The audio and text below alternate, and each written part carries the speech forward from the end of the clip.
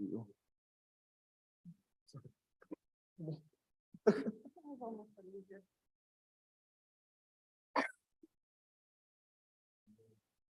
don't understand how.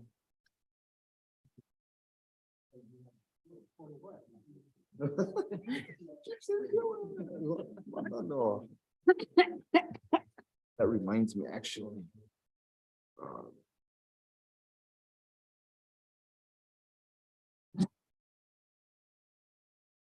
And I don't take my tablet anymore because they get the Hale, and then if they search my car, Oh, there you go. you know, then you have to show proof and stuff, so I just leave it at home, but then by the time I'm gonna go home. Ya pa' qué. Ya pa' qué, yeah.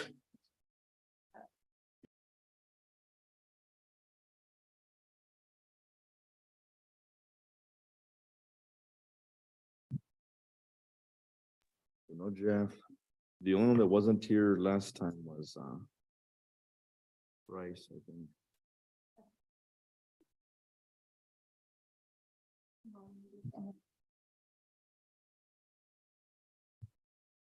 Under the department reports, was there anybody else reporting, via Zoom?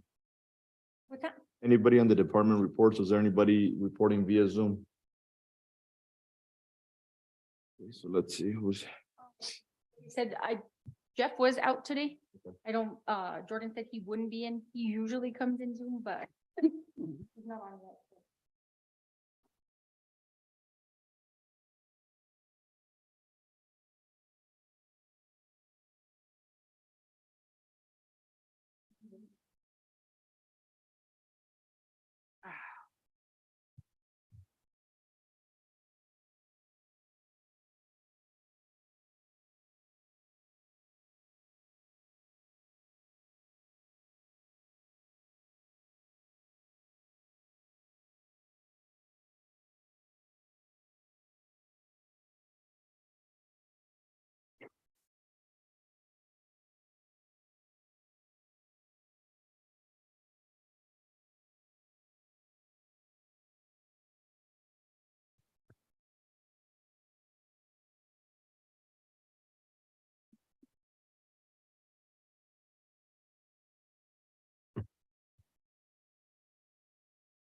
has Manny joined yet? Mm, Okay, good. Ready? Give it 10 more seconds. Actually, 25 seconds. Just counting.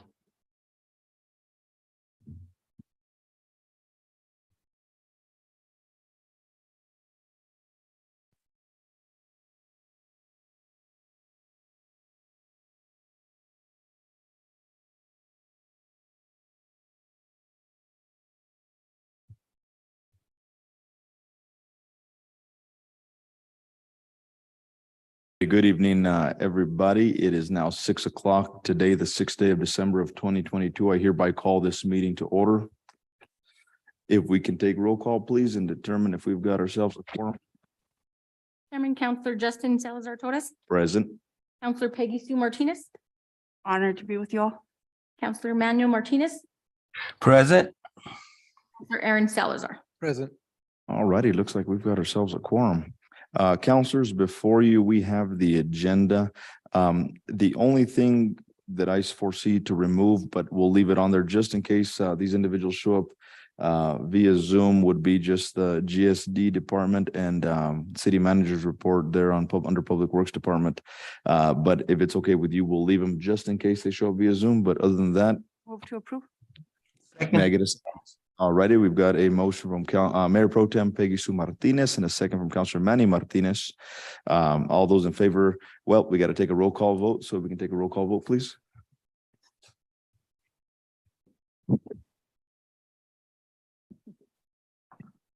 Chairman, Counselor Justin Salazar Torres, In favor.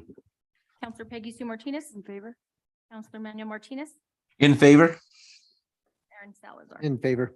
All righty, looks like we've got ourselves an agenda. Do we have anybody signed up for public comment? Okie dokie. Scott Frost. Mr. Frost, if you don't mind coming up to the mic, I see that the light is green, so it's perfect. So you'll just state your name and where you're from, and the floor is all yours, sir. Thank you. I appreciate that, sir. My name is Scott Frost. I don't live in Espanola. I live in Peñasco, but I was born in Espanola. I graduated from Espanola. My daughter was born from Espanola, and I served here for a year during COVID as the community services director. So this is my town. The reason that I left my position was to start a company that I felt there was a real need for here in the Valley and in northern New Mexico in general. I call my company Backflow New Mexico, but our specialty is protecting drinking water supplies. Our mission statement is protecting our state's most valuable resource. That's arguable, I get it, but if drinking water isn't the most precious resource we have, it's one of them. What we do is we operate small water systems for rural communities. We currently have 13 communities stretching all the way from Abiquiu to Ojo Feliz, 5 in Mora County, 5 in Taos County, 3 in Rio Arriba County. That's one of our fortes. Another thing that we do is underground leak locating, Elijah. And the real thing, the reason I named my company Backflow New Mexico is because here in the north, there's a dearth of backflow preventer programs. All of our cities, Espanola, Las Vegas, Taos, are kind of struggling with that. I do, and maybe I can back up. A backflow preventer is a device that sits on your water system connection to the city connection, and it prevents water from flowing backwards. So for example, let's say this building is connected to our city water and something happened that contaminated the water inside this building. If the pressure dropped because somebody hit a fire hydrant downtown and the water would have the tendency to flow backwards, the contamination from this building could get into the city water supply. That's what a backflow preventer does. It keeps water from flowing backwards. Now, the chances of that happening are pretty rare. And I want to say this, Espanola has done everything just right. We've got everything in place to make this work. You've got the ordinance in place. Every building that has been put in here has a backflow preventer on it. I was working with Stephen and city manager Javier when I was here. We were moving towards something at that time, and I left and they left, and then I got busy. A lot of my work this last year has been involved in fire restoration after the Hermit's Peak fire. So I do a lot of work in Mora County of late, but I want to pick up where I left off with this. So just to give you an idea of what a backflow preventer program or the lack thereof could do to a city, I'm going to just read something to you that appeared in the Albuquerque Journal. It was just a little over a year ago, in September of 2021. And you'll remember this when I start reading it to you. It says, Portales police said on Facebook that a guest had a piece of meth strike them in the eye after it came out of a faucet. The person was uninjured. Police said the substance was found in another sink and multiple locations of the motel, including an ice machine. It was determined that the substance was confirmed to be methamphetamine, and the investigation continued, the Post reads. It was later found that a large amount of methamphetamine had been introduced to the building's water system and then continued throughout the building. That was a Super 8 motel in Portales. That was the Albuquerque Journal, but the Daily Mail, which is an international news source, actually has a picture of the poor motel there in Portales. And they said the same thing, you know, police responded to sightings of a crystal and rock, blah, blah, blah. But getting to the point, the water supply of a Super 8 motel in New Mexico had been shut off after a guest said a piece of methamphetamine came out of the faucet, struck them in the eye. The crystal-like substance, which cops later confirmed to be meth, was found in multiple locations. And then here's the kicker on that. The department added, the building is equipped with a device intended to prevent water backflow into the city's water system, and the water was turned off to the building for further precautions and safety measures. So you could insert Espanola where it said Portales, and the same thing could happen to us here. But their saving grace is that they had a backflow preventer installed on the building, and it was checked annually. That's what saved them. And later on, it turned out that the reports were false. It turned out to be salt from a water softener, but it doesn't matter. It went around the world as being, methamphetamine in this hotel in New Mexico, and God knows Espanola doesn't need that, but it could happen to us. And even real events happen all the time. Boilers leak, they leak bad chemicals back into the water supply. Our hospital sits up on a hill. They've got good backflow preventers. They really do. That's why I say Espanola is in good shape. But you could get bad chemicals back into the system. Any of our parks where we irrigate, we use fertilizer, we have, animals and kids and stuff out there. Any of those could be a source of contamination. Our fountains down at the plaza where the homeless sometimes bathe, all of those need to be protected by backflow preventers. And they generally speaking are, but where we haven't had where we haven't closed the loop has been the annual enforcement of a certified backflow preventer coming in and checking it. And Stephen and I talked about it at length, and there just wasn't the resources. They didn't have the staff, and staff who had been trained had left. It just was a real difficult thing to accomplish. But the good thing, the city has the ordinance in place already. It's ordinance 300-65. Part B, and it reads this way: backflow preventers such as an approved double check valve, reduced pressure Prinzel assembly, pressurized vacuum paper, it lists the different kinds of backflows. The type of backflow preventer to be installed will depend on the degree of hazard. All approved backflow preventers will be tested on an annual basis by a certified backflow preventer tester at the owner's expense, and a copy of the results will be provided to the City of Espanola Water Department. So this is beautiful. This is perfect. Everything is already there. What I would like to do is, with your blessing, is put together a proposal for a professional services agreement and work with Mr. Abeta and whoever I need to work with. But I am proposing that we could start a cross-connection program and operate it instead of in-house with employees and all of that. Just hire us as a contractor. It doesn't have to be much of an expense to the city at all, because the fees for operating this would be on the end users, because it says all approved backflow will be tested at the owner's expense. So working with the city, I have years of experience. I know about procurement. I know about the city. I know about the ins and the outs and who to talk to and who to don't talk to and so forth. So it would be pretty easy for me, I think, for our company. We have the staff. We've got full-time admin assistant. We've got certified backflow preventer testers available. I would like to, with your blessing, put together a proposal and visit with the powers that be about entering into that type of an agreement and just get us the rest of the way protected. And that's why I'm here. Thank you, Mr. Frost. Mayor Pro Tem, you have some? I just want to remind Mr. Frost that this is a policymaking board. We don't have the authority to provide you with any kind of blessing about any of that. So you asking for that to me is like, you saying that you understand how things work. Well, we're a policy board. So we cannot send you down that road. If you have something to offer the city, I recommend that you probably sit with the city manager. And then if he decided that we needed something for that, I'm sure he would put it out for bid and you would have an opportunity to bid on that process. Okay, that's fair enough. And I do appreciate that. But were you aware of this?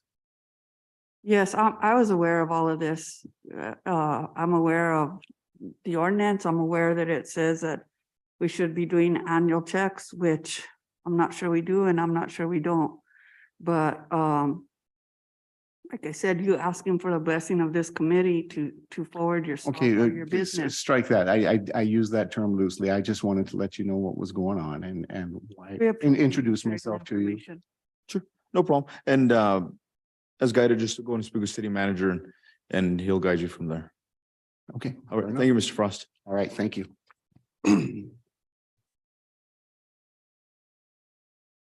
Is there anyone else signed for public comment? All right.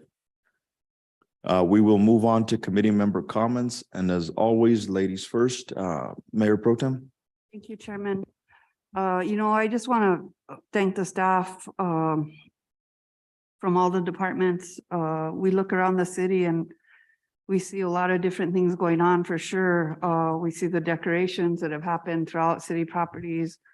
We see the cleanup. We're happy to have streets back to doing what they are supposed to be doing instead of picking up trash. I received a lot of positive feedbacks from people that are just very, very happy with the trash service that they've received from the city of Espanola so far. You know, all these departments, water, where people pay their water, all of these departments are doing an amazing job, and I'm just very, very grateful to each and every one of your departments for everything that you guys do, and I want to just appreciate you publicly. Thank you. All right, thank you, Mayor Pro Tem. Counselor Manny Martinez in Zoom World, sir, the floor is yours.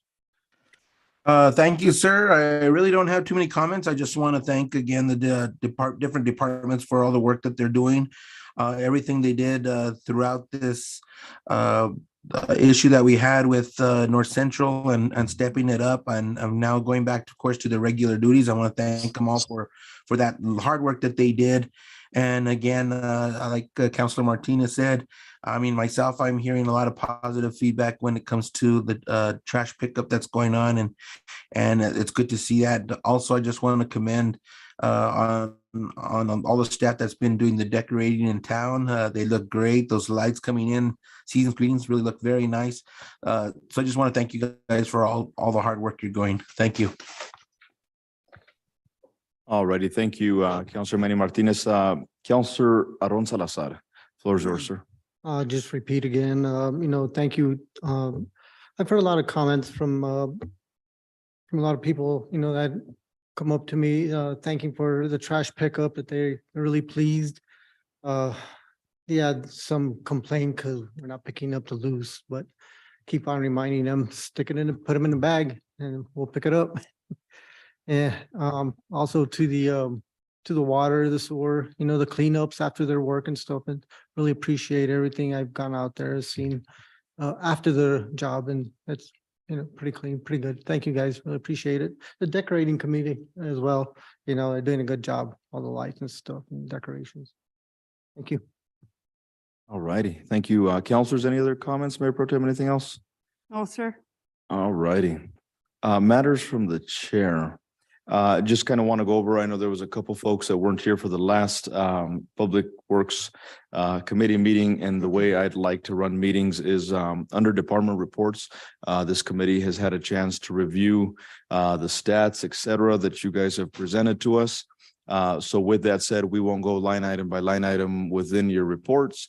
If this committee does have questions regarding a report, then they'll ask about it. But we just like to just get a general summary of your department, what's going on, how's your staff, how you doing, that sort of thing. And that way we're not here all night because we all got families to get home to.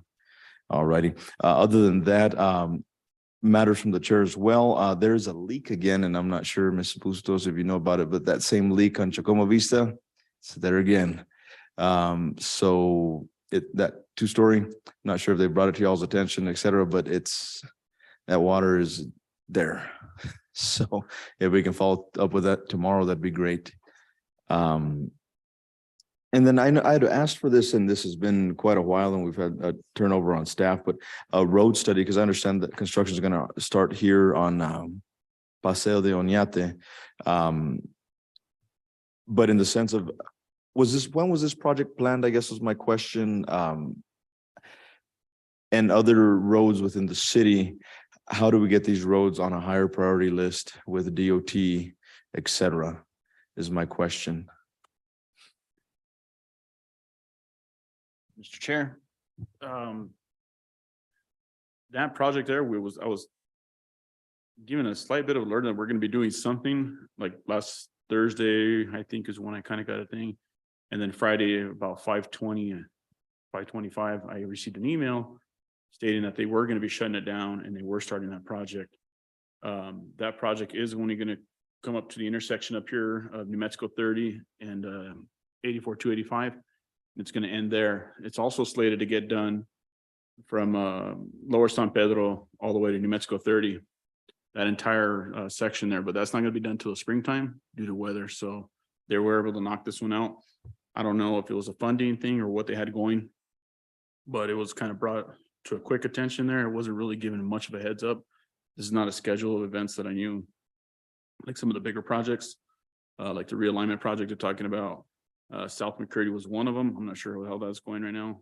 I know Mr. Yitz was looking at some other stuff there on the one, but as far as these types of projects that kind of pop up like this, I pretty much found out just slightly before the public found out. Okay, I didn't have much time to alert, and I didn't realize that an email had come in after, Friday evening, basically, after we had left here. I usually check text messages, stuff like that for emergencies, but I usually don't check my emails on the weekend. no problem. Great. I just, I think as a city, we're grateful for any monies and any projects that do come in, but I do know that there's some other dire need streets within the city that, hopefully we can get some attention to and whatnot. I wish city manager was here so we can ask him, how this was influenced and where did this come from? From what I understand, there was some funding source came up pretty quick on this one. It's kind of like when they did Lower San Pedro 76, Mhm. that type of situation where it was like, you have these monies, you need to use them. And I think those became a high priority in those two sections, especially because of the amount of potholes and stuff that were there. I know I'd receive calls about them constantly. We'd try to help out, but it was an NMDOT road. We would still kind of go out there and help out with that. And NMDOT themselves would address it, but they were out there on a weekly basis, trying to fill those in. So it's not a complete redo, but it's at least taking down halfway of the asphalt and replacing the top half with new. So it's to extend the life of that project before the larger projects can get done. So that's why those kind of ended up with priority, because they were pretty rough between the whole True Hill Loop there, Main Street, because they'll be redoing that. And then of course on the San Diego Bridge will be done too. So. Okay, perfect. Thank you, sir. All righty, let me see. I got it. I can rid my chicken scratch here. I think we're okay. All righty, that is it for matters from the chair. Committee members, we will move on to the approval of the minutes from the 1st of November 2022 Public Works Committee meeting minutes. If I may get an approval, please. Motion in a second. Motion to approve, sir. Alrighty, we have a motion from Councilor Manny Martinez, a second from Councilor Salazar. If we could take a roll call vote, please.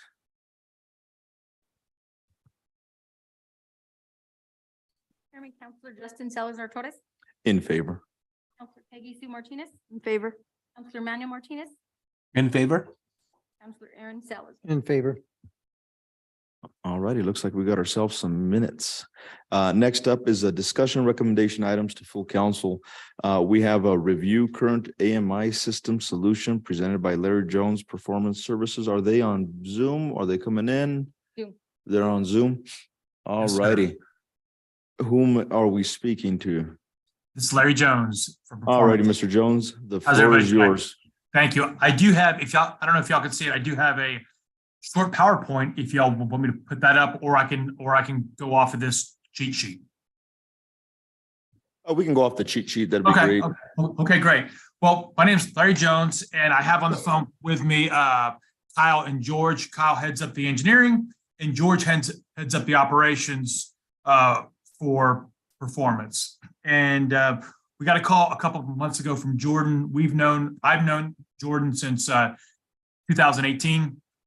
I worked with him out in Jacksonville, out here in East Texas, and George was also on that account where we helped him implement an AMI project out there.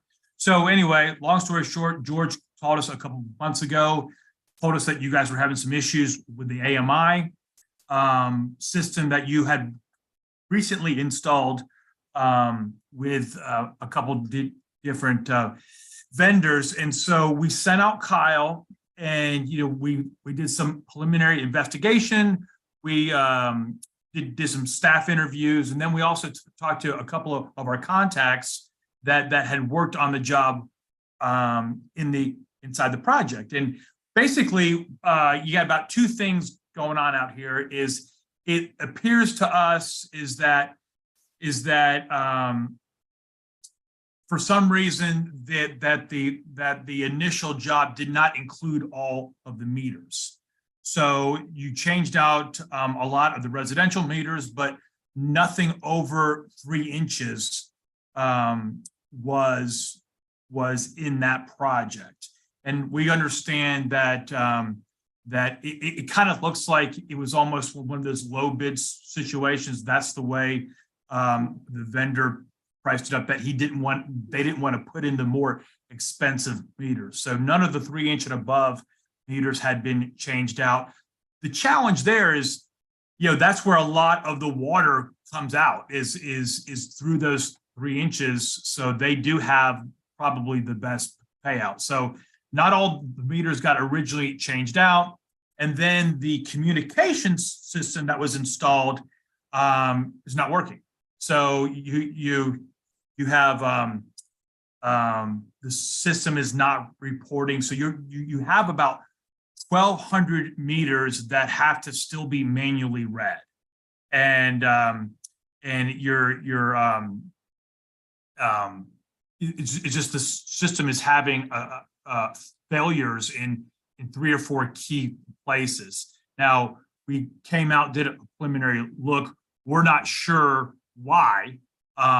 We just know it's happening, and you guys know that also. So the challenge here is you have 1,200 meters that aren't being read, and then you have an additional about 560 meters that weren't included in the project. So that is a big chunk of your fleet that is not being read. So basically, we do have a pretty good understanding of what's happening out here. So what we're proposing or what we're looking at is to come out, identify solutions that could help you, that would help you to have a turnkey AMI, fully 100% communication, install the portal so the customers can read it from their phones, do a turnkey project like that. The challenge would be is the project was originally incomplete, so that's going to cost money. We know that. So what we were telling Jordan is, on our preliminary look that Kyle did a couple months ago, there are some other opportunities out there, some low-hanging fruit that could generate some savings to help pay for that part of the project. The examples are converting over to an LED lighting, correct your run times in your HVAC, and then there's some real low-hanging fruit out at the pool. And so our whole goal, our delivered product at the end would be is to upgrade and to give you a fully working system using your existing budgets and no new money. So have a turnkey solution, no change orders, everything working correctly with the money you're already spending. And, our first goal, and I do want to reiterate this, we rip and replace is not what we're looking to do. We're looking to use as much existing infrastructure that is there. It's just to get that stuff working properly. And if that is something that you guys want to do, the reason why Jordan called us is because we have worked with Jordan on 2 different accounts, out in Jacksonville, Texas, and in his last city in Eunice. And we've done 2 turnkey projects there. Obviously, a project, everybody knows construction, there's always issues, and Jordan has been happy with the way that we were able to solve his issues in the previous accounts. So obviously, if this is something that y'all want to tackle, the first thing that you have to do is put out an RFQ and select a vendor that way. And then let's just say that we were selected, we would come out and do an investment grade audit to where we would come up with solutions to solve the issues and present those back to not only Jordan and his staff, but council. All righty, thank you, Mr. Jones. Mayor Pro Tem?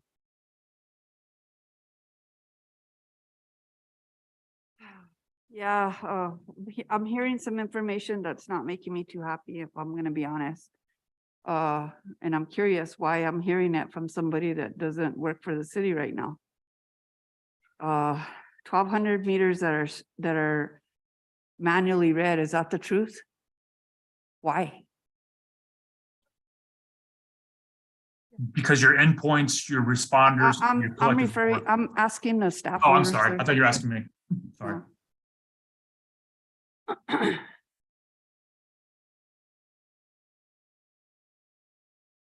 So initially, when everything started going, when JCI was requesting information from us to see how many meters we actually had in the ground, not everything was provided. What was provided at the time was what was active at the time. So we have around 600 meters that are not switched out.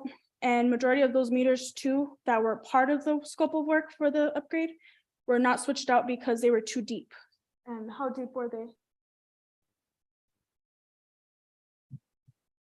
3 or 4 feet, they wouldn't switch out. So that's something that we are using our guys to actually do what was supposed to be done by Johnson Controls. So what's the warranty on Johnson Control? I mean, we had something going there with them where every meter was supposed to come out, where there was supposed to be a surplus of meters that came in, so that when we had a new connection, everybody was gonna be on the same smart meter. That was the whole intent of spending the millions that we spent, was so that the whole system as a whole would get redone. So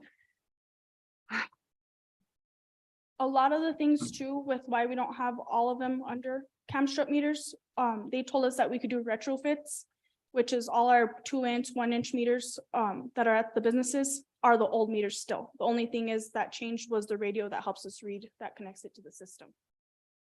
And it didn't work. So we're still manually having to go out there, check it, still wasting time because they told us that we would be fine with the retrofit. I can follow up to that real quick, regarding manually reading these meters and whatnot and retrofitting. I was hanging lights at my house and there was a city truck that pulled up and just parked randomly at my house. Is that them manually No, that's. reading the a mobile meter readings. or? That's mobile reading. So after they do the mobile reading, I get a list of what they physically have to go to a meter and get down and actually get the reading. That's the manual reads. how many meters do we have that are 2-inch? How many do we have that are 3-inch? I can't tell you that right now, but I could get that for you. Or would you be able to answer that one, Larry, with the information that I gave you? Hey, Kyle, do you have that information? Oh, yes, Kyle. Um, Kyle's the one I talked to. Sorry. Yeah, I can look it up. I don't have it right in front of me. Okay, I could get that for you at a later. I think this needs to come back again, because I feel like there's a lot of research that has to be done on my part. I need to know a lot more information than I'm getting. And like I said, I am really upset about 1,200 meters being read manually at this point. That's not what the governing body's intent was when we invested all this money into the system to start with. This hasn't even been, gosh, how long did we go to this meter? About 3 years ago? 2019. And here we are with this situation with another cost to the city. That wasn't the intent. So I need to know, I need to know a lot more about this situation. So I'm gonna ask that this system get tabled for now until we can do a little bit more research about what is really going on. And then that's the reason that these things are so important with you guys as department heads, communicating with the governing body at this level, at the committee level. This is where information can get shared back and forth so that we can provide you all with everything that you need. Like, how long, questions that I have right now, what's the warranty on what we have? What was the liability to the company and its onset as far as what the city purchased and where we're at with that purchase? Did they follow through with those things? Have they not followed through with those things? Is there anything left on the table that company hasn't done for us that they were supposed to do for us? Those kinds of things. Do you know what I mean? And now here we are 3 years down the road. I'm not sure that the warranty is even valid at this point, but I need answers to all of those questions. Do you know what I mean? So I'm gonna make a motion to table this until I'm able to do a little bit more research on it. So one thing I did put on my packet material for the meeting for July of 2022 Uh-huh. is we had one collector down and 3 repeaters. So with that, that's meaning our system's failing. Our system's not communicating. We're not getting the information we should be getting with the system. Right now, with what I reported this month, we have 2 collectors down and now 4 repeaters. So what's going on is instead of us using the system and a click of a button pulling in readings, we're still wasting 3 days now of going out and reading meters with the system as a backup, that it should have been a backup. We're going out there wasting 3 days, which we could be doing the rechecks on the remaining meters that we don't have on this system. So just different things like this is we're trying to get it fixed. Bryce is getting out there, having them install meters right now. We have contacted MSPS, which is our middleman to Itron, and we do not get any response. They do not help at all. We could call Itron. It's not really that helpful either. Are we still paying them? Yes. Counselor Manny Martinez. Thank you, sir. On this system itself, I mean, I'm with Mayor Pro Tem Martinez on this. I think we need a lot more information on this. As far as you stated that some of the meters they didn't change out simply was because they were too deep. Was that part of the contract that they would only go a certain depth down, or are they just refusing to change these meters out? You know, We what should was? have done every single meter that was on that scope of work. See, so I mean, I see that we paid these people to do a job that they obviously didn't complete. So I think we have to first start with that and make sure that gets done. My understanding too was that every meter was going to be changed out, and there would be meters in stock in order to change for any new services or any older services that would be reconnected. You would change out that meter at that particular time. As far as the overall system, do we have any particular person that is in charge of overseeing the AMI portion of this metering system, and have they been also properly trained to manage this? So I'm the one that manages the whole system. I'm the admin on every single end. The thing is they've showed me a couple things and call it a day. Most of my training of how to do and upload our manual reads, our mobile reads, I got trained literally over the phone while the guy was driving on the highway. So that's the training and the extent of everything that I got. So I'm gonna recommend that, again, I guess we'll pass this information on to city manager if he doesn't already have it, and have him get obviously with our legal department, because obviously services weren't rendered according to the contract that we got into. And I mean, this is turning into just a whirl of, See if he has the contract and everything. Yeah, so because the first week, I think we brought it to his attention. So if we can place this as a discussion item for our next meeting, that way we can continue getting information on this, so this just doesn't fall by the wayside as well. Okay. The other thing, when they did close out, I don't think Bryce was part of when they finalized the contract. Right, and those are all the They little, closed everything the out. devil's in the details, right? So we need to go over all these little things as a committee and with city manager and see where we're at. Maybe even have legal come before us with city managers so we can see what's going on here. Part of the contract included training of the staff, am I correct? Yeah, there was a line item. for that. I believe it did. Yeah, It did too. And I also, think- also support should be included in that as well. Even if they have been trained, they should also include support of staff. Both, even including from Itron should be, that should be part of what's being paid to Itron as far as support is on their system as well. So, Mr. Chair, members of the committee, when they had a number to get to for the 3/4 inch meters, the 2-inch meters that they were installing, right? Well, they reached that number, but the numbers, the addresses that we had that they were supposed to change out, they're the ones that they didn't change out, that were too deep, or they had to do some digging or construction work like that. But then they went to the And other then we'll pay. ones, they went to the other ones and changed the easier ones out. So yeah, there's still those ones that weren't replaced, but they still reached their number. That's what they're gonna go on, is their number was reached. So if this number was reached and there was 600 meters that were not installed, how did they reach their number if we have 600 accounts that haven't been changed out? Because the total meters we had was say like 3,600 meters, right? It was And there- 4,000 or is what I 4,000. remember. But the 3/4 inch meters that they replaced were 3,100, Yeah. I believe, were 3,100, so that's almost 1,000, but then there was 100 or so 1 inch, there was like 19 2 inch. Then they did do a couple 6 inch. They didn't do all 6 inch, like the hospital, we put a brand new meter in there, but we can't find out that wasn't on the contract, so we had to go back, take that one out and put the old one back in to go put that 6 inch somewhere else. Cause that one wasn't part of it because of the retrofit, that we didn't have to do it, but we had to go to the hospital every single month to get that read. Okay. And All right. my guys have also switched the wires, tried putting a new I mean, we've done the whole Change thing the lids. and, yep, put the new antenna that they're requiring, this antenna costs $55.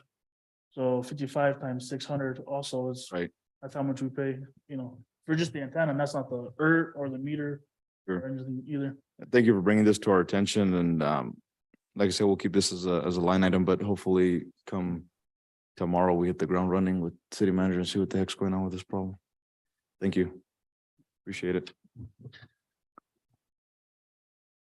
And Mayor Pro Tem, you motioned to table, It's okay. You wanna if just keep it as do a- I just- Informally, I have no problem with that. okay, but also keep it as a line item on here though, so it doesn't go through thrown to the wayside. Yeah, you generate the agenda, as long as you get it back on it, it's okay. I feel like I said, I don't really like hearing information, especially when it's bad news like this from Right. somebody outside of where we should be hearing it. So, it's concerning. I'm very, very concerned. As far as I'm thinking in my mind, everything's running the way that we paid for it to run, and I don't know any better. So I'm not pleased with this at all. I want you guys to know that. I'm really concerned that if we have 3 inch meters that are not being changed out, I mean, if there's an opportunity to lose gallons of water, I would think that in a 3 inch line, it would be 3 times as high as in a residential line or more, or 4 times as high to lose water in a meter like that. So I understand the severity of the presentation. I just feel like I need answers to what the heck happened with this last contract that we paid for. Thank you. Counselors, any other comments, concerns? All righty. We'll move on to department reports. Did Mr. Sergeant sign on? Okay, we will go on to sanitation department and we have Mr. John Francisco. The floor is yours, sir, but before I give you the mic, counselors, Mayor Pro Tem, do y'all have any comments, concerns regarding the sanitation department? We'll start with Counselor Manny Martinez in Zoom World if there's anything for Mr. Francisco. Yes, I was just concerned with the trucks. I have noticed that they're having some truck problems and having to collect with regular trucks. So I was just checking to see what those issues are and if they're going to be able to be resolved soon, or what's the issue with that, sir? Good evening. The issue with that has actually been resolved. The truck is, the problem with that one truck is remedied. It was an exhaust situation. A lot of these newer type vehicles take DEF and the filters were not changed correctly. So they've been, 2 of them have been fixed.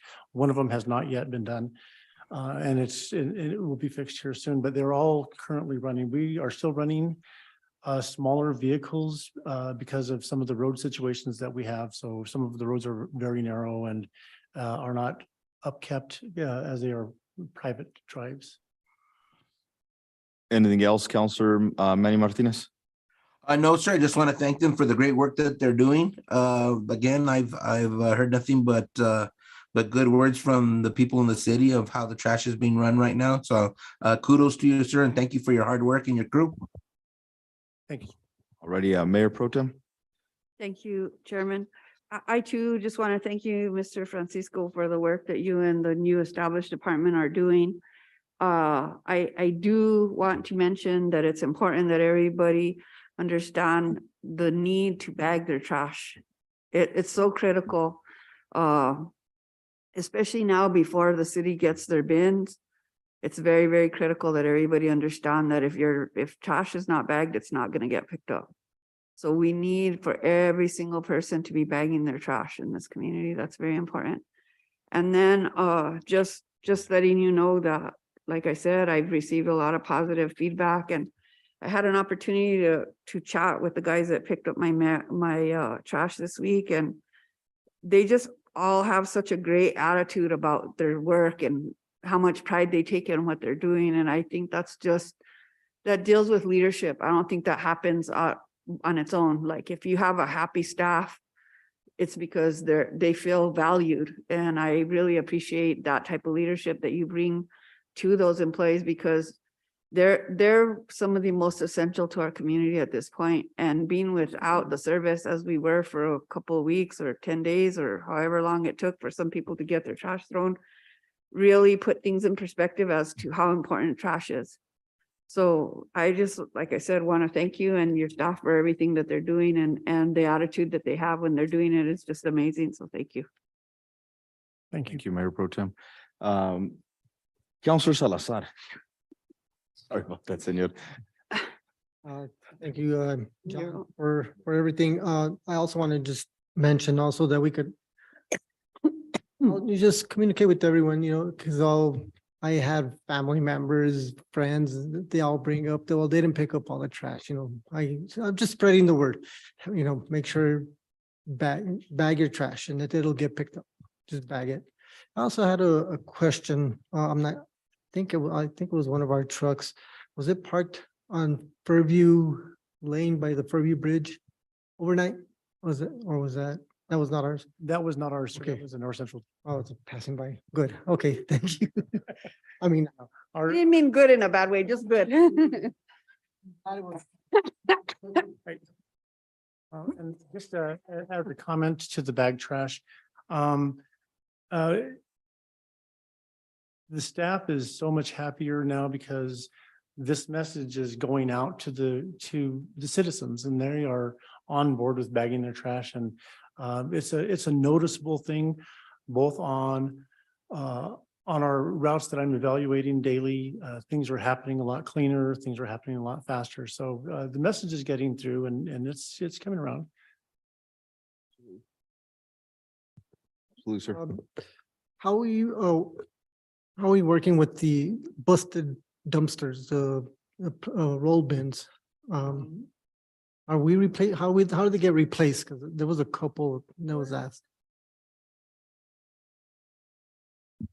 Okay. Okay, so they'll replace the dumpster, or I mean the little cart. Okay. Yeah, You know when we're gonna receive the city carts? Yeah, I know that they've been ordered. I don't have much more information. The city manager has not provided the rest of that to me. They've been ordered. And I believe as soon as they get one semi-load completed, it will be delivered. So I know there's been like 4,000 poly carts, and they have to be assembled. So it's going to still be a little transition. Our first 2 weeks was a small struggle because we were just getting used to everything. And so I wanted to give a big shout out to all the departments that are standing right here behind me, that they were able to get some of their staff to continue on helping us while we were making our adjustments. So thank you guys for that. So we will probably be requiring more assistance to assemble these poly carts, because they will be disassembled and stacked as they come in. So it'll take us a little while to get them assembled and get them distributed throughout the city. So. Perfect. Thank you, Mr. Francisco. I want to thank you personally. You got a call from me when I was out of state from the San Martin de Porres Soup Kitchen. They were having issues because they took their big dumpster, I guess. And obviously it hasn't been replaced yet. And then actually was it yesterday? They had asked again, they called, but I gave them your direct number. That way, you know, they can call you directly. I just want to see if we can set up something with them because they don't have a means of throwing their trash, or we can get on some sort of schedule for somebody to go pick up their trash. Cause right now they're getting ready for the holidays and they're making boxes and they're, I guess there's a lot of trash. And they don't have a set schedule because for one, the dumpster that the tip, they don't have one anymore. So if possible. So, yes, I've already provided them a polycart that we had in stock. It was one that we had from the parks. So I did take that out there for their bag stuff, but they do have a lot of other waste that they have to get rid of. So meantime, we're still waiting on dumpsters. We do have one that was gifted to the city by AC Disposal. They're the ones that we ordered the dumpsters from. We actually ordered some commercial dumpsters. So those are also they're making them as we speak. So as soon as they get a semi load, we'll be just delivering these as well. I guess I have a follow-up to that then. Do we have any spares of the regular residential bins that, you know, we can somewhat, I guess, give them the gallon, you know, to kind of match what they had before, other than just one? We do not. So you know, what we have is kind of what we've had at parks. And we kind of, now that the season is over for some of the baseball fields and things, we're able to borrow from these guys that they didn't, instead of them just storing them, we're able to kind of shuffle them around as needed. So our biggest issue is just like you say, they've been North Central Solid Waste has been confiscating dumpsters and without letting us know anything from different businesses, mostly on La Jolla Street. And they've been replacing them with polycarts, and so that's been some added work to us as well. Sure. But you know, we're adjusting very well, and everything's been going very smoothly, and things are going well. Perfect. Well, Mr. Francisco, again, I appreciate you. Thank you for all you do. I know it's a little bit rough right now and the road's a little rocky, but the smooth pavement's coming up. Thank you. Can I ask a couple questions, sir? I apologize, Councilor Manny Martinez, floor is yours. Okay, that's okay, sir. Well, not really one question and then a comment. As far as the bagging of the trash, I think we just need to do more public service announcements, advertising, marketing, as far as maybe coffee break on Calista and stuff like that, just so that people are aware of that they do need to bag their trash when it comes to that aspect of it. You mentioned, sir, that they've been removing some of the carts or the trash bins for some of the businesses on La Jolla Street. I know that for the cleaners there on La Jolla Street, I believe that a North Central Solid Waste truck damaged their parking lot when they were picking up the trash or something like that. Will the business itself have to deal with that, or is that something the city's going to have to help them with as far as repairing that asphalt on their parking lot? Well, sir, thank you for the comment. I think that it's still the owner's responsibility to make sure that these parking lots and their structures can accommodate the equipment that we have to pick up this. So I've been in communication with planning and land use about situations such as this and some private drives as well. So I know there's ordinances on this. I don't have them spelled out in front of me, and I'm sorry about that, but there are ordinances that they do have to have their facilities be able to accommodate the heavy equipment that we have coming in. Okay, thank you. I just want to make sure that we're not stuck in some sort of situation like that is right there in that particular business as well. Thank you, sir. Thank you. And real quick, sorry, Mr. Francis, how are we notifying folks if their trash isn't bagged? Right now, I mean, that's really a good question. So what we've teamed up with also with planning and land use, we are utilizing the code enforcement officer. And so we're every complaint that we have coming into City Hall, if I'm not personally investigating, I have another person that's investigating all the complaints. So we are, it's a real thing. We actually investigate it. So I don't call them missed pickups. I call them customer complaints. And we go out and we look at the situation and we'll talk to the customer, whether it's a day or two later, because I have them kind of, and this is really a success story. And I really commend the staff that's answering the phones because customer complaints are tough. So with the ties that I've had with them and communications that I've been having with them and going over what these customers are complaining about, and by us going over there is really something that's key that they're not used to. They're not used to having somebody, they're used to screaming and yelling and not getting what they want. But when they have somebody come out and tell them what's really going on and what's happening and why it's happening, is appreciated by them. So, yeah, but the calls are, from what I understand, are way down from what they used to be. Thank you, Mr. Francisco. Now, have a good night. Thanks. Next up in the hot seat is the Streets Department, Mr. Mares.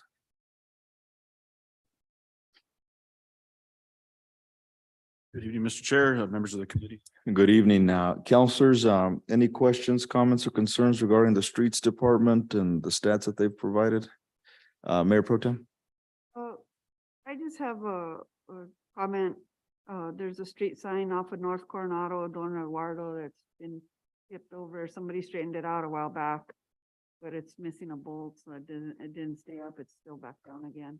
Is that the one near East Buena Vista on the Yeah, opposite on side? that I one. believe they went out there yesterday, Yesterday it was still broken. I don't know. or they told me Yeah, today. I believe they told me that was the one that they had gone out and because it was leaning towards the A bolt, property. right? Yeah, it had gotten hit a little bit and it broke the bolt, which they're designed to do so the whole thing doesn't. The whole thing don't break. Yeah, so I believe if not, I'll check up on that one. Okay, and then I don't know if you guys have been up that road, but I can't imagine how the trash guys make it up there to throw that trash. There's potholes in that dirt that are 1.5 feet deep. Like, it's just ridiculous. It's like traveling out in the wild, you know? That same road? Yeah, so I don't know who the owner of that mobile home park is, but maybe notifying them at least to shovel those in for the trucks that go up there, or an emergency vehicle like an ambulance or something. I don't know how they would do it. Like, my car literally hit bottom there. So Yeah, it's a we private need drive to on that send one. a We should letter go. out to whoever that owner is and make sure that they fill those in. And then there's a sign off of in front of McCurdy School. It's Camino al Valero. The street sign is spelled incorrectly, so if we could get that fixed. It's right by I know what street it is. Santa Cruz, and Camino al Valero is the one that cuts right in front of McCurdy School. Arboleda or Arboledo? It's supposed to be Arbolera. It's Arbolero, and Arbol is not spelled correctly. What if is, okay, I'll double check that one. Okay. And then could you please give me an update on what is happening with the, where are we at with the La Jolla funding that we received? Where are we at with the road that connects back from La Jolla to, East Pueblo? yeah, East Pueblo? And then, of course, have we made any changes or anything happen on Miramontes as of yet? As far as I know, nothing has happened on Miramontes. The other two, I know Jordan was working with them on the funding we had gotten. La Jolla. I'm not sure what funding we had for La Jolla. I know we had for East Pueblo to redesign that one. I think we got some funding for La Jolla just recently, and it was from NMDOT. And it dealt with the issue that's happening on La Jolla. I'm sure you know what I'm. Yeah, So I know that we had received some funding for it. I'm just wondering where we're at with that, if you know anything about it or anything. I have no idea on La Jolla, to be honest with you. Usually I'm up on those ones there. So any new funding that's come in, I'm not aware of. Okay. I handled most of those myself and with, City manager. about okay. that. And then, do you know anything that's happening also on the planning for the Fairview extension? That's also being handled, I believe, by that, because I spoke with some of that Diane Hawkins on that one to see where we kind of stood on there Uh-huh. due to the funding, because I know that funding originally I had put in to have the road rehabilitated and sidewalk put onto the north. And then that was changed on me to re-engineer, take that same monies and then re-engineer or add engineering, I guess, to all the way from Industrial Park to the high school on that same road to be able to add additional lighting, a pathway, not necessarily sidewalk, but a sidewalk type pathway for biking and stuff down Fairview to connect to Railroad. And then if there was additional lighting would have been on the Fairview portion east of the bridge, or some of it east of the bridge, some of it west of the bridge, but the remaining light just to be maybe upgraded, which we've already done LED wise on a separate funding up that way. So once again, Mr. Yutzi is the one that's handling that one. And then the only other thing I have left is, are we still doing the audit on our street lighting at night? Like, do we have once every 2 weeks or once a month, an employee that goes and collects all the street pole numbers that are down? No, we haven't done that in a while. We honestly have not, that has not been done in a while. I can add it to have somebody that go out, and it's usually myself that goes out to do that one. And I'll take somebody else out to and train them on that. I try and do them if I see them and I remember. I try and get a poll number the next day in the daylight because I don't want to pull over at night, but there are some out on the west side that are very concerning, especially the one by the elementary because it's very dark there. And I'm trying to see if the Espanola Public Schools can also do something about lighting that area themselves because it's very dark in that area, especially if the park lights are down. If the park lights are up, it's okay. But if the park lights are down, that's a very dark corridor. And I believe the park lights turn off like at 10. So there have not been any additional lighting that's been added to that area, especially to Vietnam veterans. Memorial Parkway has not had any additional lighting on there. And I have noticed some, like even on the way up here now, that are out on the other end, on the east side of Vietnam veterans. So any of the ones I do notice like that have been emailed over to HEMIS, and any customers that let us know are usually sent over to there. And then I don't know their schedule, what they have going there. So I think we need to come back and do another complete, just run through an audit. It's going to be probably a 2-night thing because there's quite a few roads. There's 101 roads that I've identified so far that have city lights on them. And just so that you're aware, you know, the governing body, the governing body that's currently in office enacted that franchise fee with a 1% going towards street lighting up the community. So I know that one of the things we need to do is do a light audit in itself and find out what are the darkest areas in our communities and try and see if we can utilize that funding every year to put the lightings where it needs to go. Okay. And I also know we've been working on, and I'm not sure where that's at this point right now, but since I've been here for 20 years, we've been trying to get as to whose lights are which, besides the ones that are directly metered that we are aware of with the HEMIS co-op as to which ones are being, what we're paying on them. And if we're still paying the same amount now that we've done a huge number of lights within town. And this is big areas like Paseo de Oñate, Riverside, Fairview. We've done hundreds of lights now that should be at least half the electricity that the city had obtained a grant for, and we've actually changed those out. So where that's at right now, I don't know. I think we should be moving towards retrofitting every fixture that the city owns or pays for into an LED situation. I think it's very important. I'll check tomorrow with Ms. Diane Hawkes, seeing what we have remaining on that. I know we've taken it down quite a bit, so we're probably getting towards the end of that grant. So I believe we're close to over 300,000. I would say, assume that we've done in retrofitting alone. Awesome. Okay, thank you, Elijah, for everything you guys are doing. You guys are incredible. Without your department, there's no way that this city would not be inundated with trash up to this date. So, you know, I'm very grateful for you guys lending your department to the city of Espanola constituents to help us maintain something that was very important at that time. And I know that you guys fell behind on what you guys normally do and you guys got off kilter, but I really feel like things are coming back into the fold and things are starting to work the way they should. And I'm really excited about it, especially because of the upcoming projects. We're trying to work something with Owinga concerning the drainage at Miramontes. I know that they have a special meeting coming up on that. As far as these other projects, I really want us to stay on top of it, and I want us to have shovel-ready projects on the funding that comes on the state, June the 30th. I want to make sure that we have projects ready to go and put in for the money that could come. Really realizing that the state funding is very high this year, and if they did 50 million in prior years, there's a good possibility that they're going to do a lot more than that to NMDOT for roads. So I feel like, man, if there's ever been a time to strike for money for this community and the road situation, it's right now, and we need to get as many projects as we can shovel ready so that they can be funded.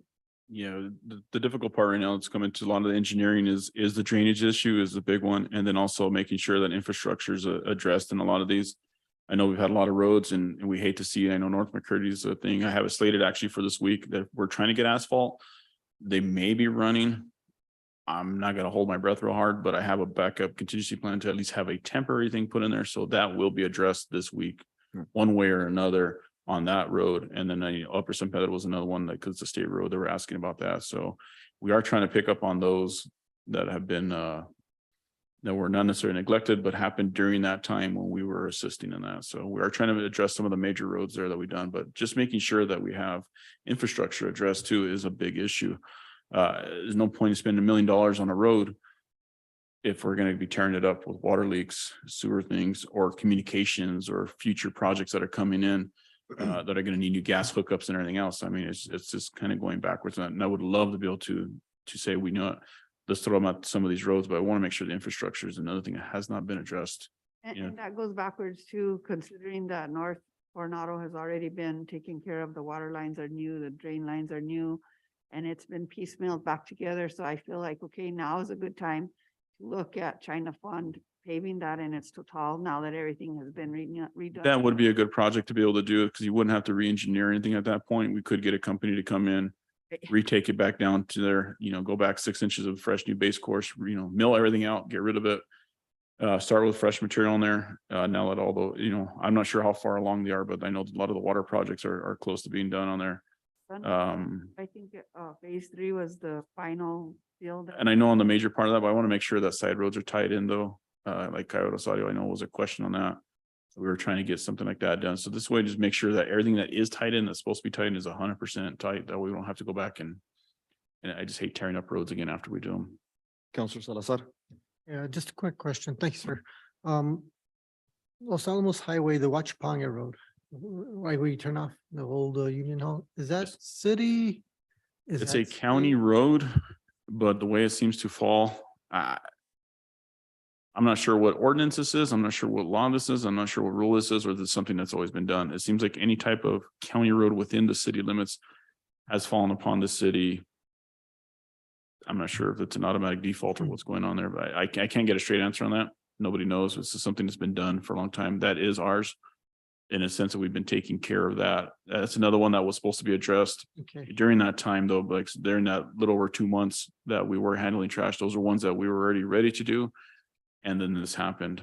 So that was something that we wouldn't have been able to do a complete job that we'd want to, but at least ourselves be able to put some hot mix and cover those. Cause I know it's a real bumpy road to there.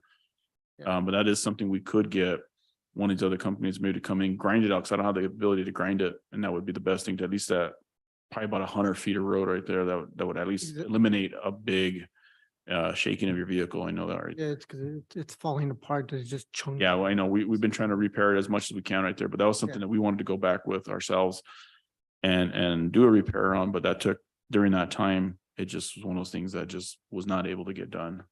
So is it going to, in the future, going to get done soon or? No, I wouldn't say till next year.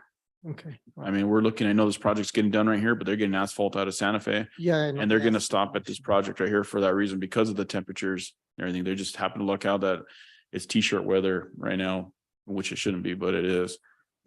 So, and then we don't have transit mix that's running right now. We've been checking with them on a daily basis and they're saying hopefully tomorrow. So I'm trying to make sure and prioritize those ones like that new road. I mean, we spent $1 million on that road. Let's keep it at least from becoming what it used to be. So some of these have fallen behind for that reason. Counselor Manny Martinez. Thank you, sir. He's actually answered a lot of the questions I was going to ask, especially when it came to La Jolla Street and to South McCurdy. I know that South McCurdy's they're in I think the engineering stage right now, correct? Or because of issues as far as it being a historical road, some of the buildings there, historical buildings as well. I believe that's part of the issue. Is that correct? That's correct. I know some of the ones on the south end of South McCurdy, that little district right there near the church, that Santa Cruz Plaza area has kind of put a halt on it for right now that I know of. I'm not sure if they're going to move forward with that or what they're going to do, because the whole thing of engineering that was to address drainage, the width of the road, sidewalks, to make it a complete non-rural road and be able to hand it over to the city at that point. So as of right now, I don't know how much they're going to move forward with it or what they're going to do. If they're just doing a resurfacing, they're going to leave it be, and that's going to be it. So I'm not sure how much further the state's going to go on that one. Thank you, sir. On that one, you were speaking to with Councilor Salazar about Huachupongue. You stated that that's possibly a county road, but the city's always taking care of it out of just past practices. Is that something that also the county should be taking care of and perhaps get it ready before it's given to the city? That's one of those things, sir. Sorry to cut you off there. That's one of those things like North Prince. North Prince is a county road. That's not a city road. We maintain that portion up to where it says County Road 1, right before the Carter Ranch. Santa Clara Peak Road, which is where the motor vehicles at and state police. That is a county road that we also do. Don Roberto is another one we take care of. It's Santa Fe County Housing, but the first, 300 yards or whatever it is right there is still within city limits that we take care of. There are numerous roads like that we have always taken care of, and that's just the way it has been. I haven't been able to get a straight answer from everybody, but of course, the fact that we've been taking care of it, they want us to continue to do that. So I know we spent money on North Prince doing that water crossing and a few other things in the counties, and nobody else has really helped us with those projects. So Yeah, we have been, on that project. Yeah, in the county that's- because it was supposed to be a project. it was supposed to be a 50-50 thing there, and it didn't quite work out. Last minute, it turned out that they didn't want to do that.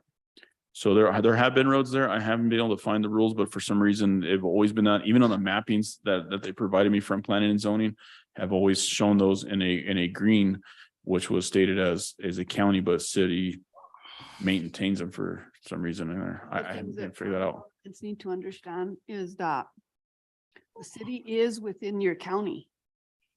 We as constituents within the county pay taxes to both the county and the city. So it's not like the responsibility that county stops at the city limit. It doesn't. We are constituents also. And if you have a county road, whether it's in the city or outside the city, if it's in Rio Arriba, they should cover it. I believe that.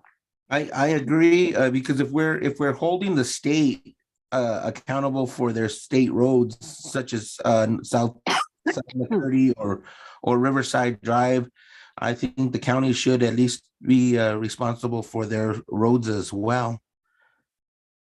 This is something I can speak with the city manager with and see where we can get some real clarification on this. Because like I said, this has always been something that's been brought to me that while it's a city, it's county and it's in the city limits, so therefore we take care of it. I'm not sure what rule that includes Middle San Pedro. So I mean, if that's the case, there's a lot of roads that we will not be maintaining unless it's an emergency type thing but we've gone and we've maintained a lot of these because they are, I mean, I don't know if it's past practice or if it's some kind of rule or agreement that I'm unaware of. All righty, I won't keep you too much longer, Thank you. sir. The street sign that was knocked down on Calle Chacoma Vista. I Yes, saw that it had I need to been, get the line locates on that one. That's where we had a temporary one up. I'll be honest, that was my fault. I went out there, I hit the locate thing and everything, and I missed making the call. So the call's there. I gotta wait a few days, so it'll probably be up at the beginning of next week. We have to wait the 4 days because they don't consider it an emergency because there's not water gushing or anything like that, and nobody's life's really in danger since we do have the temporary stop sign there. So we will have that up though. That's the only reason. If you look out, there's a big giant locate written on it. I went and wrote it myself. So I have that and a couple other things that I know Ms. Baker was from planning and zoning was trying to get some signs up. We're trying to get to those too for the panhandling to donate to charities and stuff like that. So perfect. we're trying to work on those two to get those out, but that one's definitely one of my priorities there. And I just be honest with you, it's one of those things that something else probably came, or I got so many calls that day that after I did that, I never made it back to the phone for that. So that's just honestly my mistake on that one. No, no problem. Just want to make sure because that's a pretty dangerous area right now. And Yes, It- it's so smooth there now, but it's dangerous again. yeah, It was dangerous because it was bumpy. Now it's dangerous because it's smooth. yeah. And I don't know how the tracks on the other side of the road where I don't know what happened. But anywho. Yeah. All right. Thank you. Counselors, anything else? Oh, thank you, Elijah. All righty. Thank you, sir. Appreciate you. Have a good night. Thank you. And I felt that before everybody leaves, Merry Christmas. Because people are going to start trickling out. Merry Christmas. Merry Christmas as well. All righty. Next up in the hot seat is Mr. Abeta.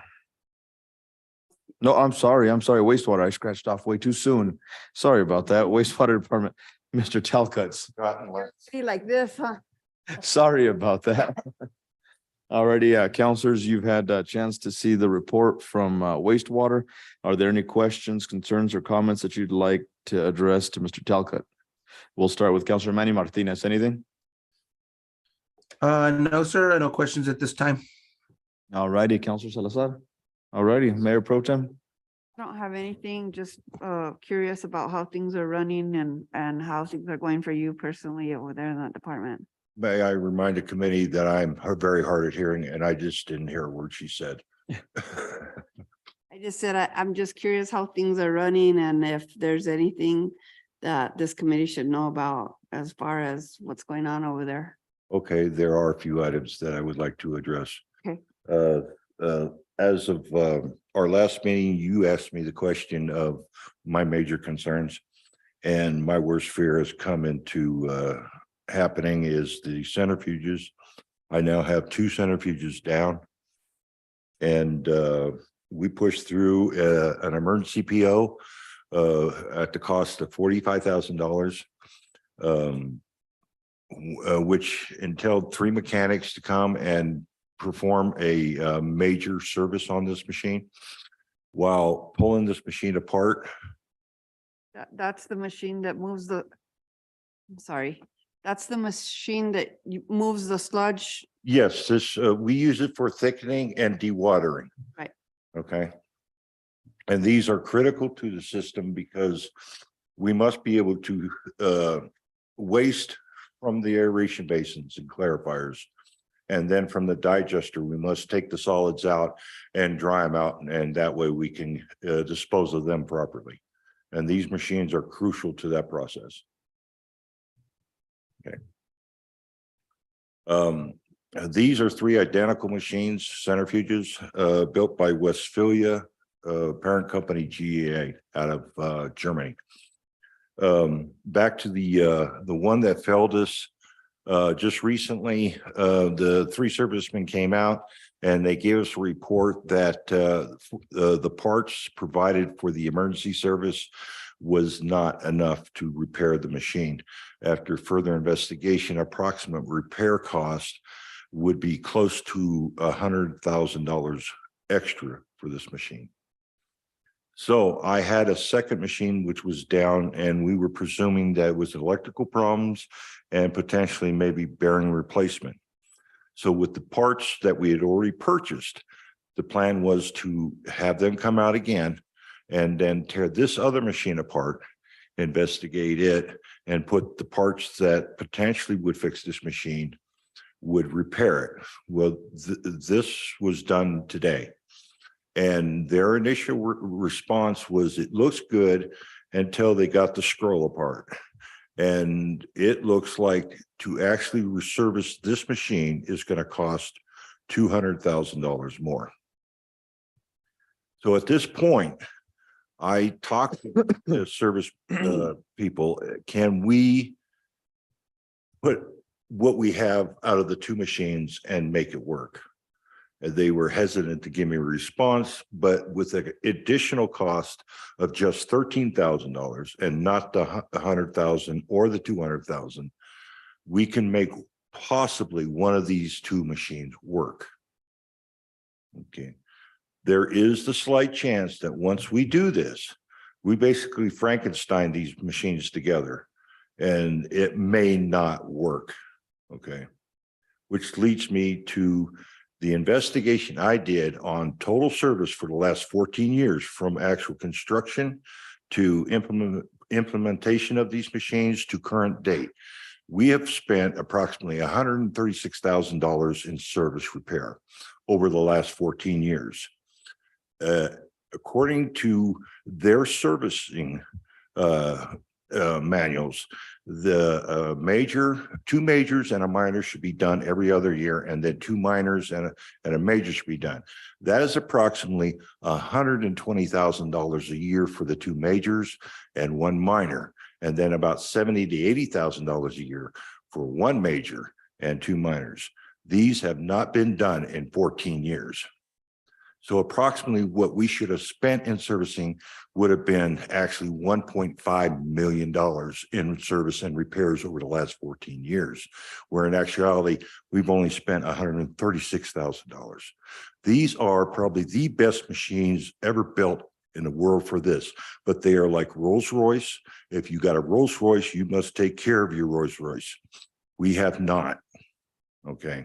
So we are in a predicament at this point that I have potentially the third one might fail, because my investigations into that, it seems the same issues have transpired in that.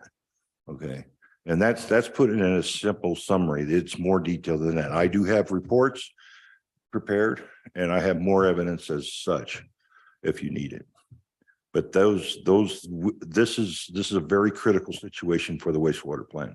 If this is not addressed and taken care of, we could potentially have a major failure. Looks like we've got a list for city manager. Jordan is aware of this. Tell me what the cost of replacing. I'm sorry. Tell me what the cost of replacing one of these units is. The complete replacement of one? Yeah. I'm not 100% sure, but I'm presuming brand new, they're close to about $500,000 a piece. Okay, I would have to contact them to get that, but I have come up with an alternative plan. But that is also going to cost us. One of the things that need to be considered about these machines, being Rolls Royces that they are very money hungry machines. Okay, they cost a lot of money to operate. Energy wise, we need extra chemicals to run these machines. So these are extra expenses that we can eliminate if we do this project. One, we do need to rebuild our digesters. Okay, those are still in the old plant, which is currently failing. Okay, what we could do is build two new digesters, a new sludge reception building, put a Ashbrook or similar type belt press, which would cost close to $250,000 to purchase. Okay. But the operation costs will probably be maintenance, no more than $5,000 a year. Okay. And less chemical, and probably maybe 20% operating cost power.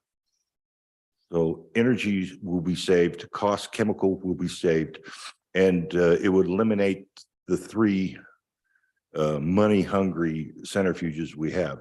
Now, don't get me wrong, these are the Cadillacs. These are the best machines in the world, but they have not been properly maintained. Well, if I may, what would be the what would be the amount that it would cost to get them at least, somewhat of a Put them back in service? proper operating, approximately $450,000.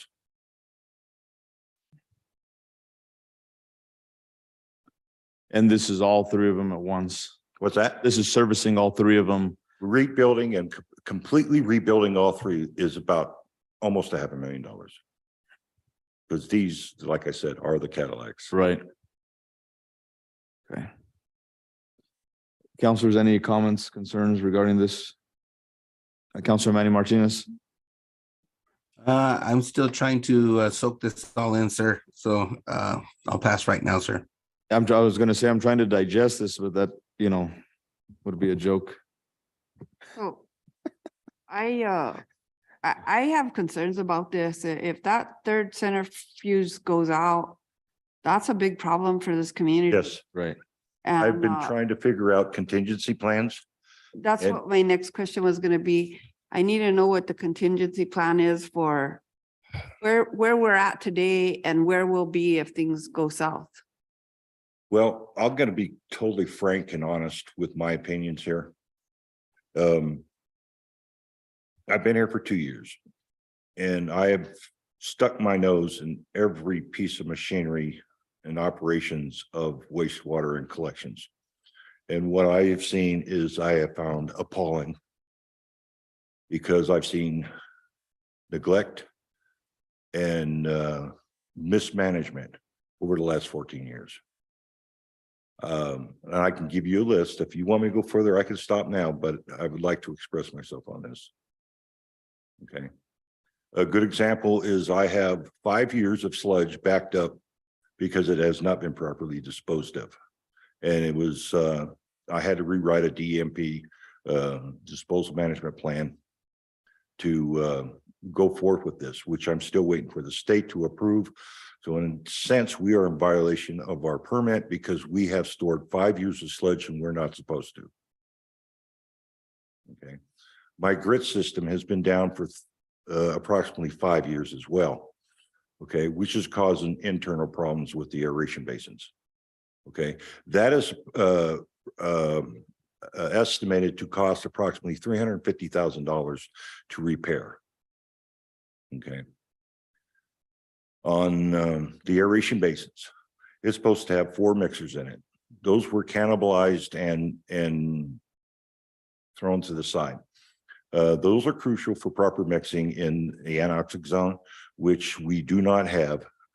Okay, and because we do not have a proper grit removal system, this is built up and caused severe issues with the plant, makes it harder to maintain and operate this plant because of too much grit in the system, which is also causing more major wear and tear on our centrifuges, on our pumps, and such as that. Okay.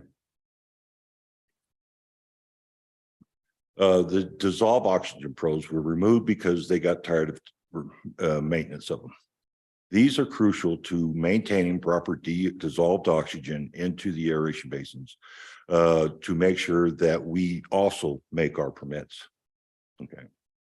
Also, the only thing that I've seen that has not been really neglected is the UV system, and I've made sure that has been well taken care of. The other area of neglect and has been jury rigged is our reuse water system. Okay.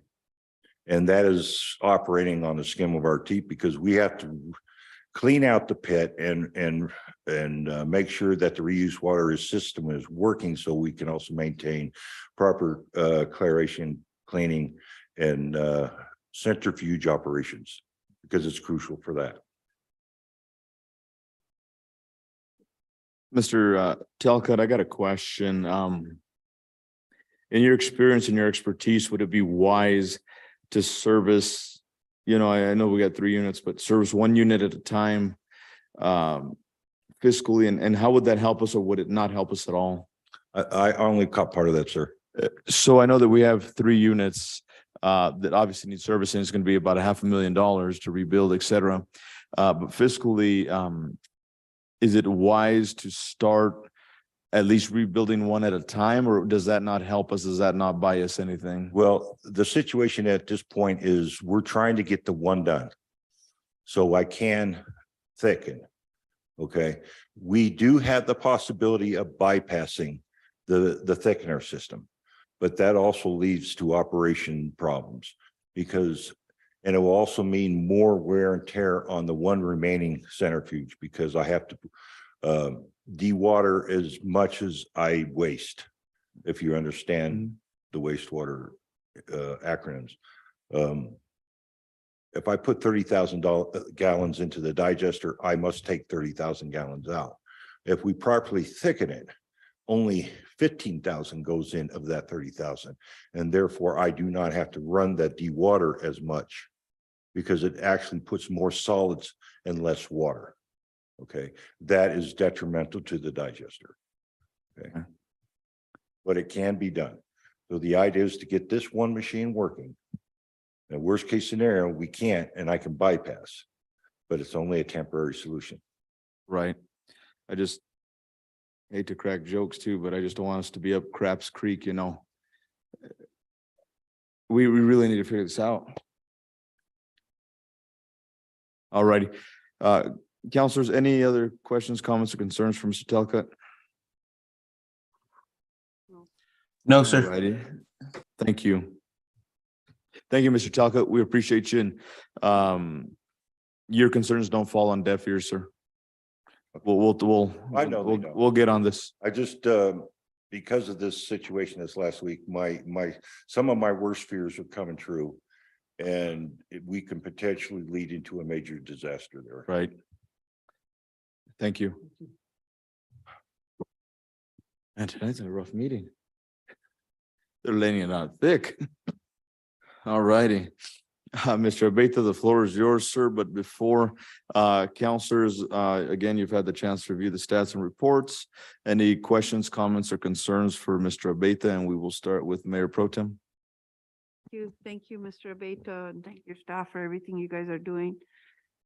I too, like Chairman Salazar, I'm almost fearful of what's coming up next.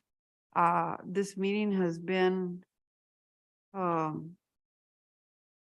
little disappointing, if I'm being honest, about how things are not running as smoothly as I want them to be. So I'm gonna go ahead and follow suit and just ask you if there's situations in your department that you feel like need to be talked about. Mr. Chair, members committee. So I want to let you guys know that all our back tees have been coming out perfect.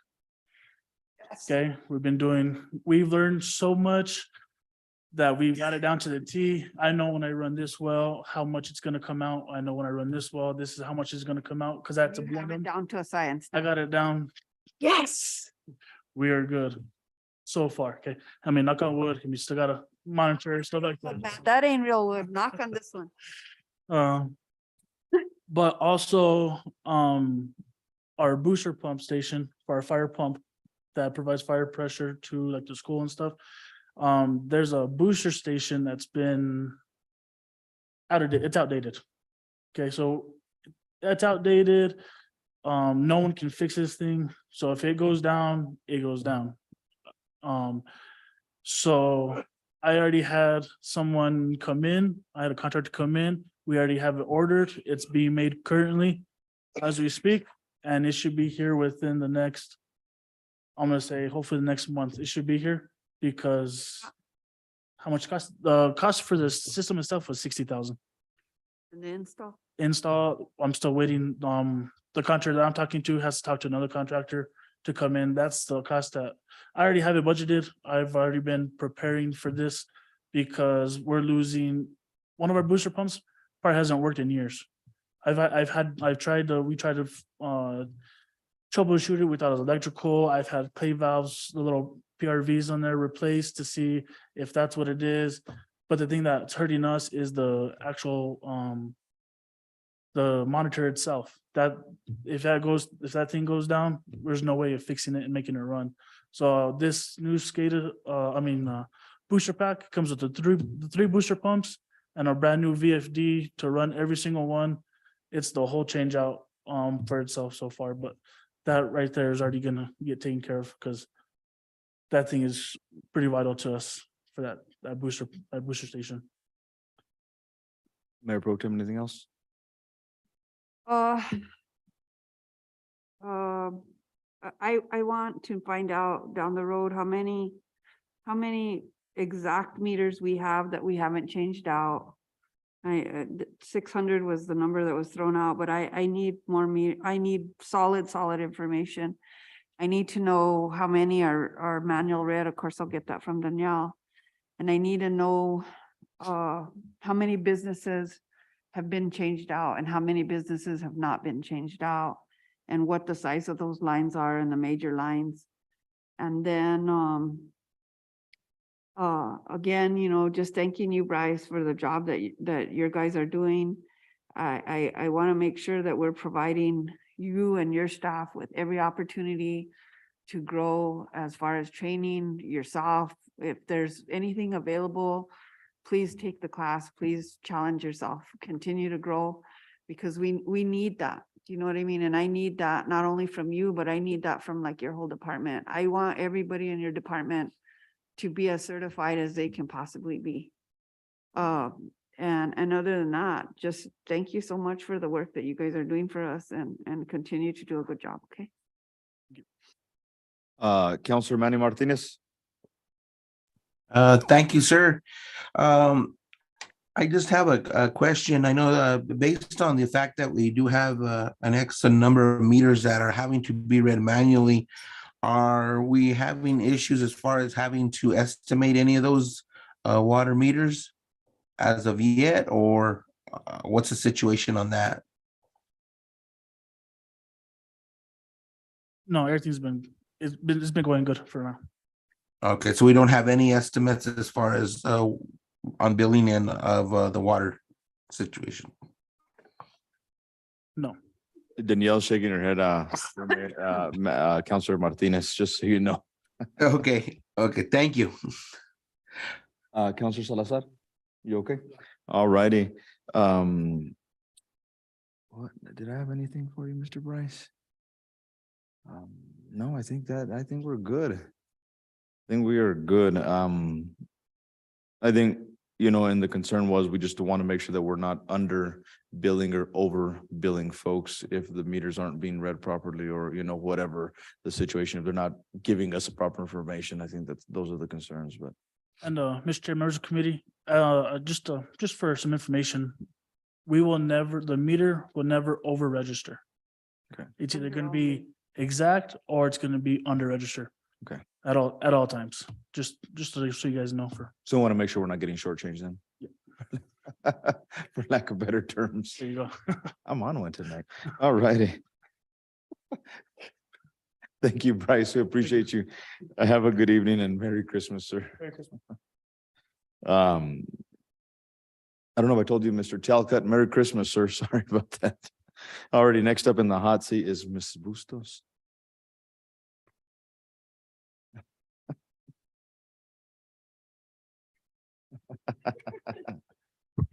All righty, counselors, any comments, questions, concerns regarding Mrs. Bustos's report or presentation? And we'll start with Counselor Salazar. All righty, Counselor Manny Martinez. I noticed that no disconnect notices will be taken out this month. Is that as a kind of a holiday gesture for the customers? We can call it that. Okay, So, when they were supposed to get sent out, the week of when we had the flood. So that's where they kind of stopped. okay.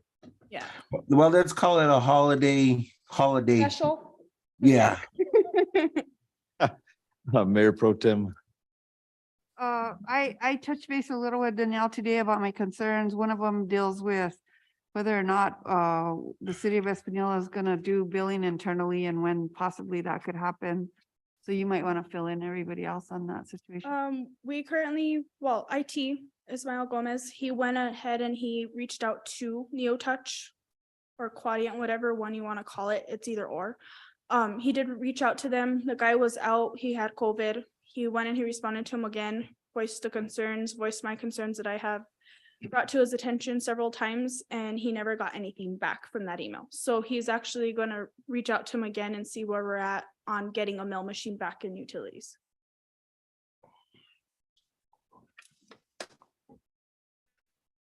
And then, like I said, just if we could get some information on how many 3-inch lines, how many meters have we not replaced in total? How many are we manual reading exact amount, like close to the amount? And the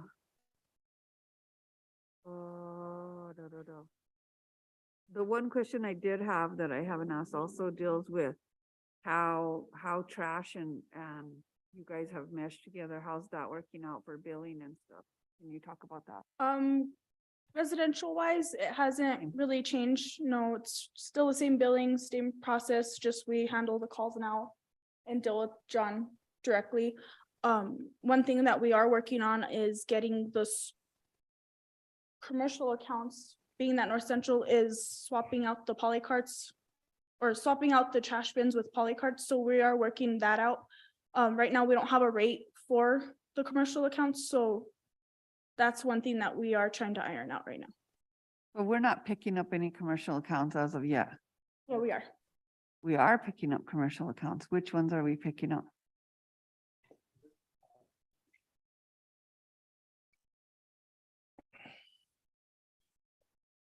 I'm like, keep looking at you because I'm like. Yeah, thank you for the question. It's pretty much everything on La Jolla Street. They pulled all of the dumpsters from La Jolla Street and they took it upon themselves to deliver poly carts to them. I think there was, just for one business alone, I think they delivered them like bins to replace There's one. 14. There's 14 on La Jolla now, where there was 5 dumpsters. And well, like I said, so that just added work to us to pick up and it added volume to our days, so. It is commercial.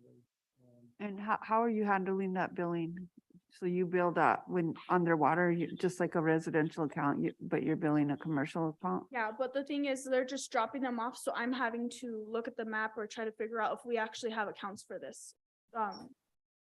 For some of these people, a lot of the thing too, Bryce is actually working with Santa Fe Housing and trying to figure out if the senior center in that facility is being metered from their main meter. So they're out there looking for a meter, trying to figure out, they found a meter, but it's just the matter of testing it and seeing where they're actually getting their water from.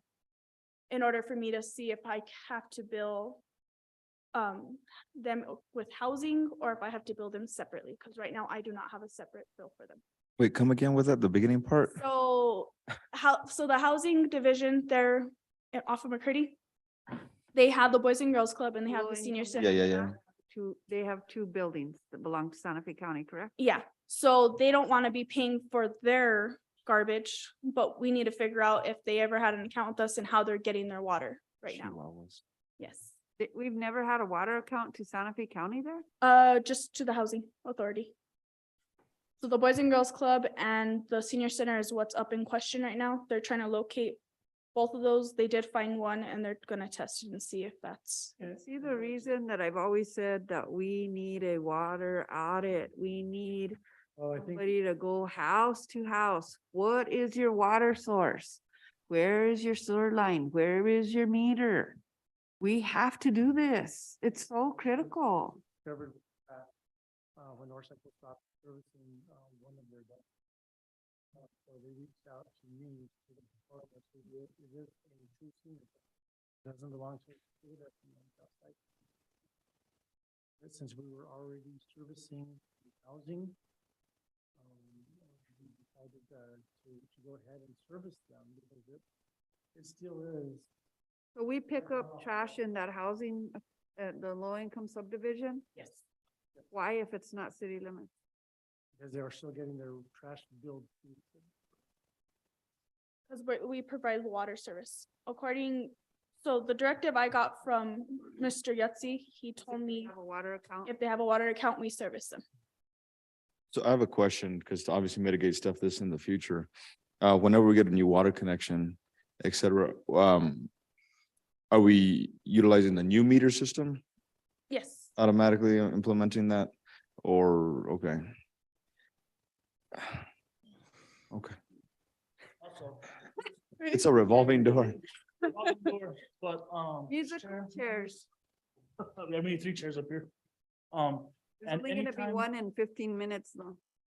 We also tell everybody, I mean, like the meter reader or any of the guys that they ever go to a work order and they come up to a meter and it's the old meter, we change it out to the new meter right away. If it's like a water turn on, there's no sense just to turn that one on where we have to go back and do a recheck on it. We just change it out so it gets up to the new system, right away as well. That doesn't work, but it's okay. I'm just kidding. Sorry. All righty. It works good. It's just the system to gather information is the That's it. issue. Yeah. Counselors, any other comments, concerns, questions for Ms. Bustos?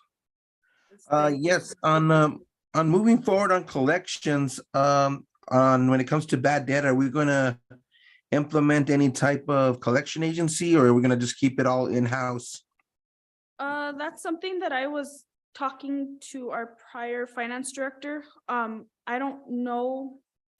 I don't want to step on anyone's toes in finance, so I was hoping to get some closure with Jordan possibly on that to see if we can find a company.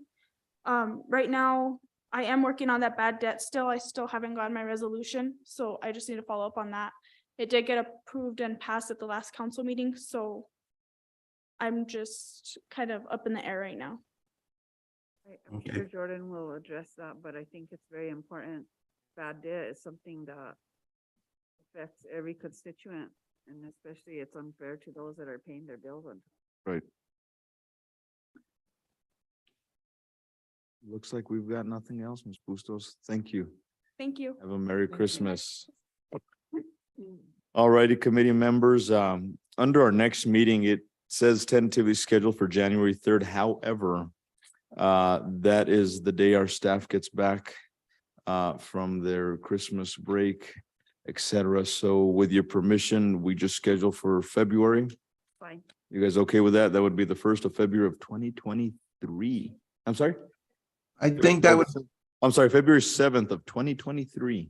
I think that's fine. That'll also give enough time so we can get more of an idea when it comes to the meter situation, the water meter situation. Right. All righty. So then we will look forward to seeing everybody the 7th of February. Everybody have a good evening. Miss Christmas, mis años nuevos. God bless you guys and take care. Have a great evening, guys. Merry Christmas.